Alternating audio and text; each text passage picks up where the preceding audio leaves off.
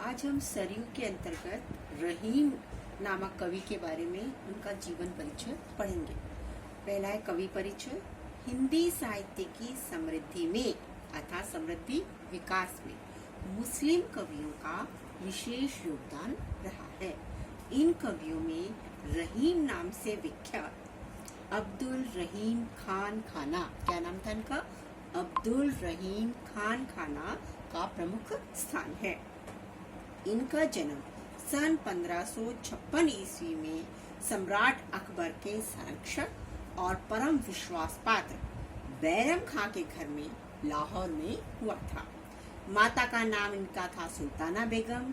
रहीम को वीरता, राजनीति, राज्य संचालन, दान आदि गुण अपने माता पिता से विरासत में प्राप्त हुए थे। सन 1562 ईस्वी में बैरम खान की मृत्यु के पश्चात रहीम की शिक्षा दीक्षा का प्रबंध अकबर ने स्वयं किया था। रहीम तुर्की, अरबी, फारसी, उर्दू, हिंदी, संस्कृत आदि अनेक भाषाओं के जानकार थे। अकबर इनकी बुद्धिमत्ता, वीरता आदि से इतना प्रभावित हुआ कि उसने शहजादों को दी जाने वाली उपाधि मिर्जा खान से सम्मानित किया, अर्थात मिर्जा खान रहीम जी को उपाधि दी गई है। रहीम का देहावसान अर्थात उनकी मृत्यु हुई थी 1626 ईस्वी में। रहीम बहुमुखी प्रतिभा के धनी थे और उनके व्यक्तित्व में विभिन्न गुणों का विलक्षण योग था, मतलब कई सारे गुण इनमें थे। वे मुसलमान होकर भी कृष्ण भक्त थे। वे एक ही साथ सेनापति भी थे, प्रशासक भी थे, आश्रयदाता भी थे, दानवीर भी थे, बहुभाषाविद अर्थात उन्हें कई सारी भाषाओं का ज्ञान था, कलापारखी थे, राजनीतिज्ञ थे, प्रत्यापत्ति थे अर्थात उनमें बहुत सारे विविध गुण सम्मानित थे। उनके दोहे ब्रज भाषा में, बरवे अवधि में तथा मदन नाटक खड़ी बोली अर्थात उन्होंने ब्रज भाषा में भी किया, अवधि में भी लिखे और खड़ी बोली में भी साहित्य की रचना की। रहीम की रचनाएं जीवन रस से परिपूर्ण हैं। रहीम जी ने जितने भी साहित्य लिखा है वो जीवन से संबंधित हैं। मानसिक औदार्य, सांस्कृतिक विशालता और धार्मिक सहिष्णुता, मानवता इनकी रचनाओं के केंद्र में है। इन्होंने ब्रज, अवधि, खड़ी बोली की सहज, सरल और बोधगम्य भाषा का प्रयोग किया। इनकी भाषा सरल थी। इनके काव्य में नीति के दोहे, भक्ति के, प्रेम के और श्रृंगार का सुंदर समावेश है। शैली सरल है, सुबोध है और सहज ग्राही है, मतलब आसानी से समझ में आ जाती है। रहीम की रचनाओं में रहीम दोहावली या सतसई, बरवे नायिका भेद, मद नाटक, रास पंचाध्यायी, श्रृंगार सोठा, खेत कौतुक, नगर शोभा, संस्कृत काव्य, फुटकर काव्य विशेष उल्लेखनीय हैं। अब हम पढ़ते हैं इस पाठ का परिचय। प्रस्तुत संकलित दोहों में रहीम ने अपने जीवन अनुभव को सहज रूप में अभिव्यक्ति दी है। उन्होंने अपने जीवन में जो अनुभव से ग्रहण किया है वो इन दोहों में संकलित है। वे मानते हैं कि मनुष्य को अपना स्वाभिमान बराबर बनाए रखना चाहिए। संगति जीवन को पर्याप्त प्रभावित करती है। मनुष्य जैसे आचरण वाले लोगों के साथ रहता है वैसा ही बन जाता है, परंतु जो उत्तम प्रकृति की होती अर्थात अच्छे व्यक्ति होते हैं उन पर बुरे लोगों का कोई प्रभाव नहीं पड़ता। जैसे कि चंदन के वृक्ष पर सांप लिपटे रहने पर भी चंदन अपनी सुगंधी नहीं छोड़ता, उसमें सुगंध बराबर बनी रहती है। रहीम ने भी ये बताया कि विपरीत स्वभाव के लोग एक साथ परस्पर सद्भाव से नहीं रह सकते। रहीम इस बात पर भी जोर देते हैं कि मनुष्य को प्रेम भाव बनाए रखना चाहिए और पेड़ पौधों की तरह दानशील प्रवृत्ति रहनी चाहिए। जैसे पेड़ पौधे हमें फूल, फल, औषधि देते हैं वैसे ही मनुष्य को भी हमेशा दान देते रहना चाहिए। मनुष्य को दुष्ट प्रकृति के लोगों से मित्रता और शत्रुता दोनों प्रकार के संबंध नहीं रखने चाहिए। वस्तुतः रहीम की दोहे जीवन की पाठशाला है जिनमें धर्म, नीति, व्यवहार, राजनीति आदि जीवन उपयोगी विषय अभिव्यक्त हुए हैं। अब हम इनके दोहों के बारे में पढ़ेंगे। तो पहला अपना है, अच्युत चरण तरंगनी, शिव सिर मालती माल, हरि न बनाओ सुरसरी, की जो इंदव भाल। अच्युत है विष्णु भगवान को कहा गया है। चरण तरंगनी, तरंगनी अर्थात नदी, चरण मतलब चरणों से, शिव मतलब शिव, सिर उनके सिर पर, मालती माल, मालती की फूलों की माला। कवि क्या कह रहा है कि जिस तरह से गंगा नदी विष्णु के चरणों से बहती है और शिव जी ने उसे अपने सिर पर, जटाओं पर मालती के फूलों की माला के समान धारण कर रखा है। हरि न बनाओ सुरसुरी। अब गंगा नदी से क्या करे, सुरसुरी अर्थात गंगा नदी की जो इंदव भाल, वो कहता है यदि हे माता, यदि मुझे मृत्यु आ जाए तो तुम मुझे भगवान या ईश्वर मत बनाना, मुझे सिर्फ ऐसे ही बनाना ताकि जिस तरह से शिव ने आपको अपनी जटाओं में धारण कर रखा है गंगा नदी, मैं आपको भी अपनी जटा में धारण करूं, अर्थात मैं आपको हमेशा सिर पर धारण करूं या आपकी हमेशा पूजा करते रहूं।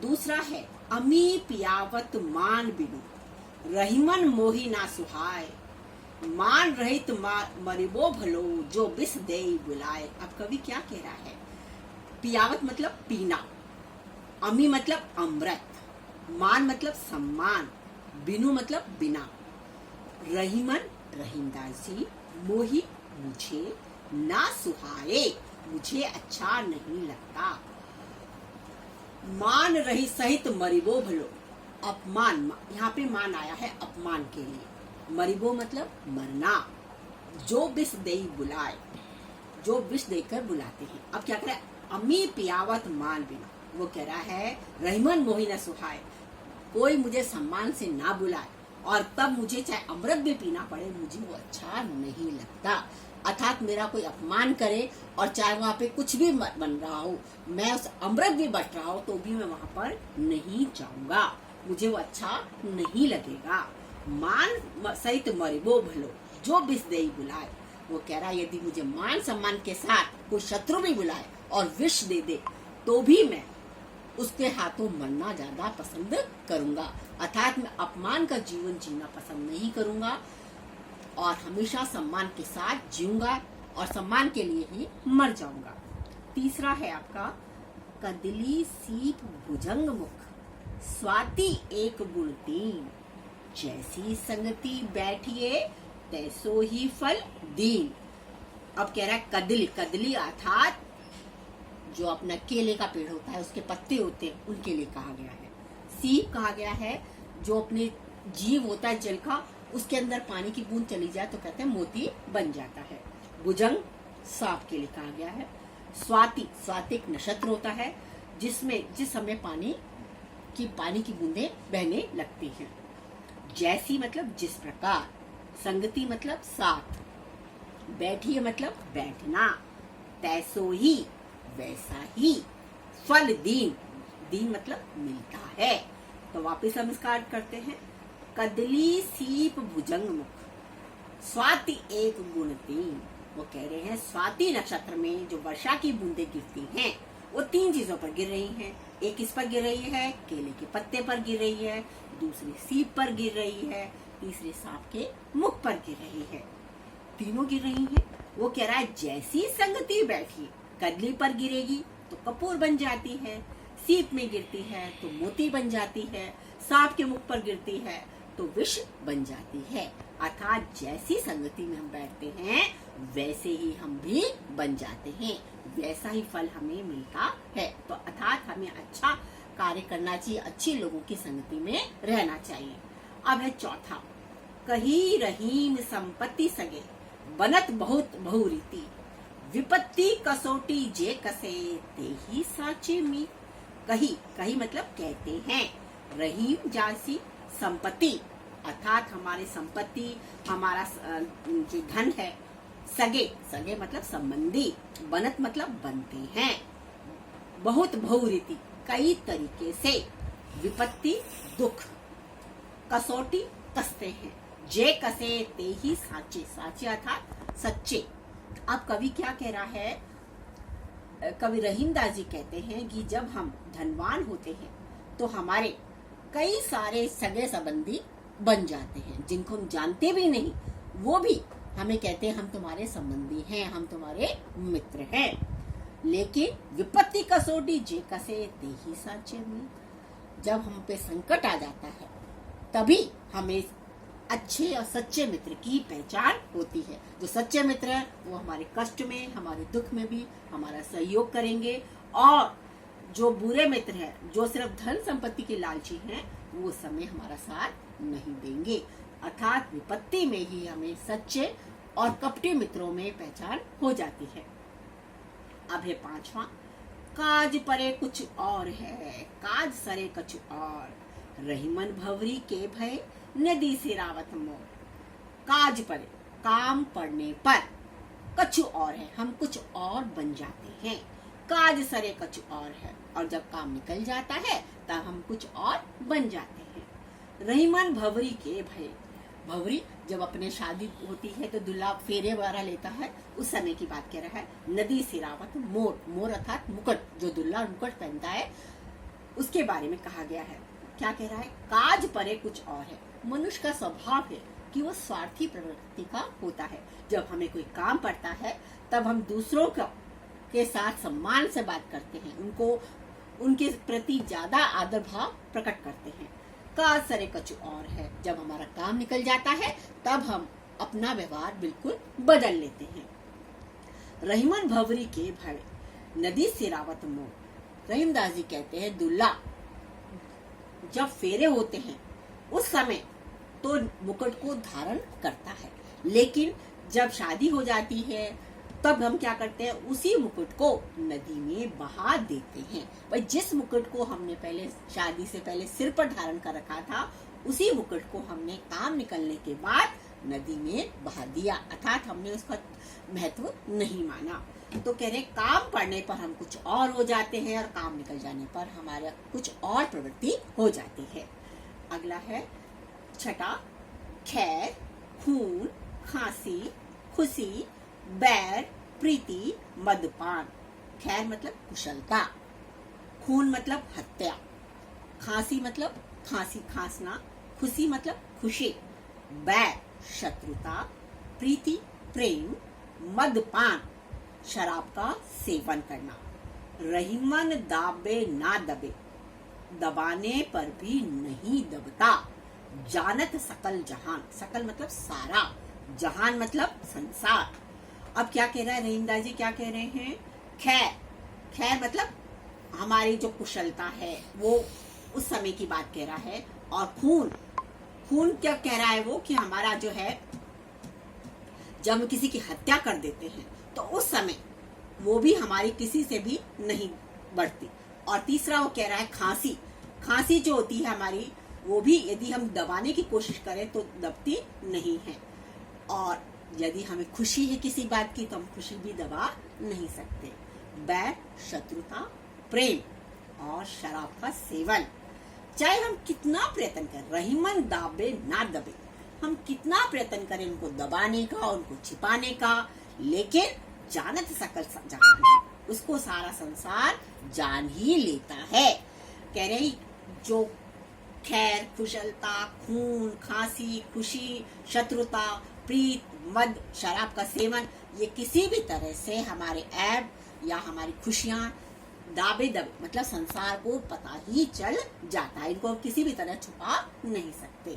अब है 7वां, जो रहीम उत्तम प्रकृति का करी सकत कुसंग, चंदन विश्वापत नहीं लपटे रहत भुजंग। उत्तम प्रकृति, अच्छा व्यक्ति, सज्जन व्यक्ति का करी कुछ भी नहीं कर सकता। करी सकत मतलब कुछ भी नहीं कर सकता, कुसंग मतलब बुरा। अब कह रहा है जो व्यक्ति, जो रहीम उत्तम प्रकृति का, जो व्यक्ति अच्छे स्वभाव का है, का करी सकत कुसंग, उसके साथ दुष्ट व्यक्ति कुछ भी बुरा नहीं कर सकते। कैसे?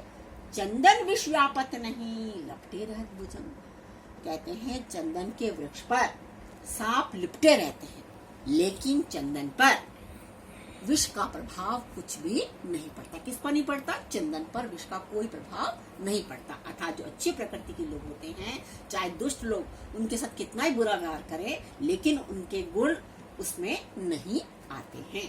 अब है अगला 8वां, जो रहीम गति दीप की, कुल कपूत गति सोए, बारे उजियारा करे, बड़े अंधेरों होए। अब रहीमदास जी क्या कहते हैं? जो गति दीपक की होती है, कुल कपूत गति सोए, हमारे कपूत पुत्र, जो बुरा पुत्र है, जो दुष्ट पुत्र है, उसकी गति भी एक समान होती है। किस किस की? दीपक की और कुपुत्र की गति एक समान होती है। बारे उजियारा करे, जब दीपक जलता है तब तो खूब रोशनी करता है, लेकिन जैसे ही अंधेरा होने लगता है तो दीपक क्या हो जाता है? चारों तरफ काला छोड़ जाता है। उसी तरह से दुष्ट बेटा भी क्या करता है? बाहर जाके हमारे अपमान ही करता है, या लोग हमें बुराइयां ही देते हैं। तो क्या कहते हैं? हम पहले बच्चा जन्म होने पर हम बहुत खुशियां मनाते हैं, लेकिन बच्चा बड़ा होकर जब दुष्ट प्रवृत्ति का हो जाता है तो घर, परिवार और कुल का विनाश करता है, या लोग उसके बारे में बुरा व्यवहार सोचने लगते हैं। रहीमन ओछे नरन सु, बैर भलो ना प्रीत, काटे चाटे स्वान के, दो भांति विपरीत। अब कहते हैं ओछे, बुरे स्वभाव के, नरन मतलब मनुष्य, सो से, बैर भलो ना प्रीत, ना उनसे बुराई करनी चाहिए, ना शत्रुता मोल लेनी चाहिए, ना प्रीत, ना ही प्रेम व्यवहार करना चाहिए। काटे चाटे स्वान के, दो भांति विपरीत। रहीमदास जी कहते हैं जो दुष्ट प्रवृत्ति के होते हैं व्यक्ति, उनसे ना तो हमें प्यार करना चाहिए और ना ही उनसे शत्रुता मोल लेनी चाहिए। बैर मतलब शत्रुता, ना हमें उनसे प्यार करना चाहिए, ना ही उनसे शत्रुता मोल लेनी चाहिए। वो कैसे व्यक्ति होते हैं? स्वान अर्थात कुत्ते के समान होते हैं। यदि कुत्ते के प्रति हम क्या करें? प्रेम दर्शाएंगे तो हमें चाटने लगेगा, और उसके शत्रुता दिखाएंगे, भगाएंगे तो वो हमें काटने को दौड़ेगा। तो ये दोनों गतियां विपरीत है, अर्थात हमें बीच का रहना चाहिए, ना उनसे प्रीत करनी चाहिए, ना ही उनसे दुष्टता या शत्रुता करनी चाहिए। रहीमन धागा प्रेम का, मत तोड़ो चटकाए, टूटे फिर से ना जुड़े, जुड़े गांठ परी जाए। रहीमदास जी कहते हैं जो हमारा प्रेम है वो एक पतले धागे के समान है। यदि हम उसे जैसे धागे को अपन ज्यादा खींचते हैं तो टूट जाता है, और फिर वो और टूटे फिर से ना जुड़े। धागा जब एक बार टूट जाता है तो उसको आसानी से जोड़ा नहीं जा सकता, जुड़े गांठ पड़ जाए। यदि हम जबरदस्ती जोड़ना की कोशिश करते हैं तो उस पर गांठ पड़ जाती है। अर्थात हमें हमेशा अपने मित्रता को प्रेम से रहना चाहिए, उससे शत्रुता नहीं रखनी चाहिए, ना उसमें कोई और अलग व्यवहार करना चाहिए, उसे तोड़ने की हिमाकत नहीं करनी चाहिए। रहीमन पानी राखी, बिनु पानी सब सून, पानी गए ना उबरे, मोती मानुष चून। अब इसमें देखिए पानी यहाँ पे भी है, पानी यहाँ पे भी है और पानी यहाँ पे भी है, 3 जगह पानी है और तीनों जगह इसका अलग अलग अर्थ है। रहीमन पानी राखिए, रहीमदास जी कहते हैं हमें अपने पास पानी, पानी यहाँ सम्मान के लिए कहा गया, हमें अपना सम्मान हमेशा बनाए रखना चाहिए। बिनु पानी सब सूना, बिना सम्मान के सब सूना है, अर्थात कोई इज्जत नहीं करता। पानी गए न उबरे, पानी अर्थात इज्जत सम्मान एक बार चला गया तो वापस नहीं आता। मोती मानुष चून, जैसे कि मोती है अपनी चमक खो देती है तो उस मोती का कोई मूल्य नहीं रहता। मनुष्य का सम्मान चला जाता है तो उससे कोई अच्छा व्यवहार नहीं करता, कोई इसकी इज्जत नहीं करता। और चूना भी जब पानी में रहता है तभी वो चमकता है, और बिना पानी के वो चूने की भी कोई महत्ता नहीं रहती। तो कह रहे हैं कि हमें अपना सम्मान को हमेशा बनाए रखना है, बिना सम्मान के हमारा जीवन व्यर्थ है। अगला है 12वां, प्रीतम छवि नैनन बसी, पर छवि कहाँ समाए, भरी सराय रहीम लखी, पथिक आप फिर जाए। 12वां है अपना प्रीतम छवि। इसमें रहीमदास जी कहते हैं कि हमारे प्रेमी की छवि हमारी आंखों में बसी हुई, नैनन मतलब आंखों में बसी हुई है, पर छवि कहाँ समाए। जब एक छवि हमारे आंखों में बसी हुई है, उसकी मूर्ति हमारे आंखों में बसी हुई है, तो दूसरी मूर्ति कैसे समा सकती है? कहाँ समाए, कहाँ जाएगी, कहाँ आएगी मूर्ति? भरी सराय रहीम रखी। जब सराय धर्मशाला भरी हुई होती है, पथिक आए फिर जाए। पथिक बाहर से जब देखता है कि सराय भरी हुई है, धर्मशाला भरी हुई है, तो अपने आप ही लौट जाता है।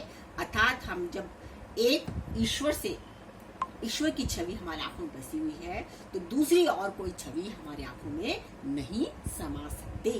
अब 13वां है, यो रहीम जस होत है उपकारी के संग, बाटन वारे के लगे जो मेहंदी को रंग। रहीमदास जी कहते हैं, जो उपकारी लोगों के साथ रहते हैं, अच्छे लोगों के साथ रहते हैं, जो लोगों का उपकार करते हैं, उनके संग रहते हैं, उनके जस अर्थात यश की प्राप्ति होती है, उनको सम्मान मिलता है।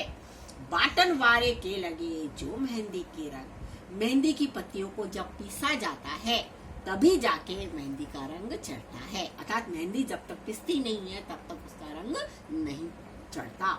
उसी तरह से यदि हम उपकारी के संग लगे रहेंगे, तब हमें भी उनके साथ साथ यश की प्राप्ति अवश्य होगी। बिगड़ी बात बने नहीं, लाख करे किन कोय, रही मन फाटे दूध को, मथे न माखन होय। अब रहीमदास जी कहते हैं, एक बार जो बात बिगड़ गई, कितनी कोशिश कर ले, वो बात बनती नहीं है। कह रहे कितनी कोशिश कर ले, हमारी एक बार मित्रता किसी से टूट गई, या हमने किसी को अपशब्द कह दिया, तो बाद में चाहे हम कितनी मेहनतें कर ले, लेकिन वो बात, वो सम्मान नहीं मिलता। जिस तरह से रहीमन फाटे दूध को, जब एक बार दूध फट जाता है, तो उसको लाख बार आप मथो, लेकिन उससे मक्खन नहीं निकलता है। तो हमें क्या करना चाहिए कि किसी से भी बिगाड़ना नहीं चाहिए, या किसी को भी अपमानित नहीं करना चाहिए। हाँ बेटा, ये आपने रहीमदास जी के दोहे पढ़े, आशा है आपको अच्छे लगे होंगे। तो आप इसको जरूर पढ़ना और सुनना। धन्यवाद।